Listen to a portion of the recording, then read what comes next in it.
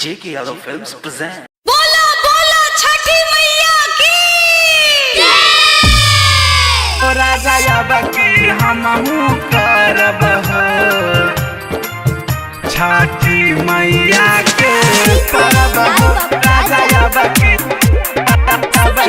हमहू करब हो।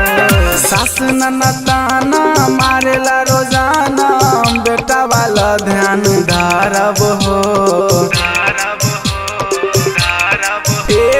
सास ननताना मारेला रोजाना बेटा वाला ध्यान धरब हो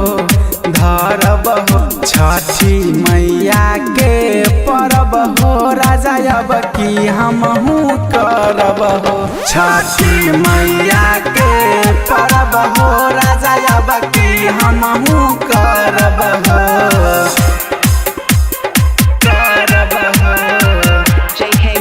छठी मैया के राजा याबकी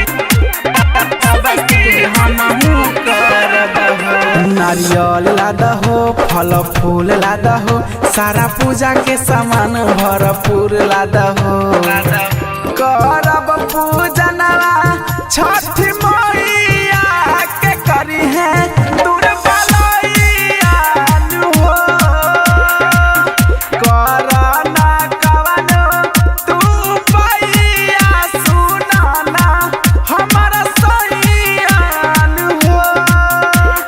दिन जनी धर लेट जनी कर नहीं तो तोहरा से लड़ब हो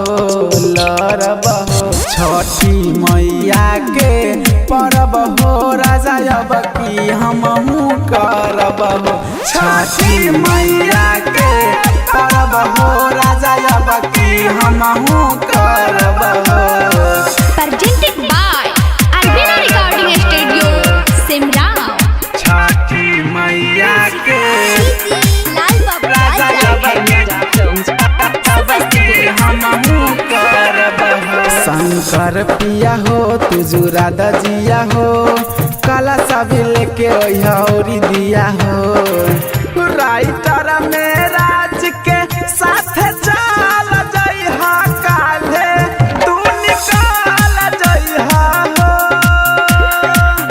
करके बहाना ना बदल जइहा सपना के ना चहल जइहा हो।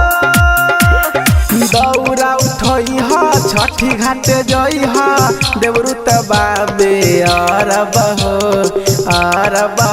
छठी मैया के परब हो राजा याबकी हमहू करब हो छठी मैया के परब हो राजा याबकी हमहू करब हो।